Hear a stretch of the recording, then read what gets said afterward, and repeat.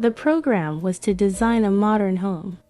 that could be enjoyed in different ways in its interior and exterior spaces, to provide solutions for climatic comfort with passive and active energy systems, enhance state-of-the-art sustainable solutions, and be commercially attractive if wanted to be sold. Creating a big central patio, fully covered with a red Mexican granite stone, Porfido, mostly used as a floor finish, in colonial plazas and courtyards to give authenticity and character. This patio was carefully thought to be closed, with a glass facade on its southeast side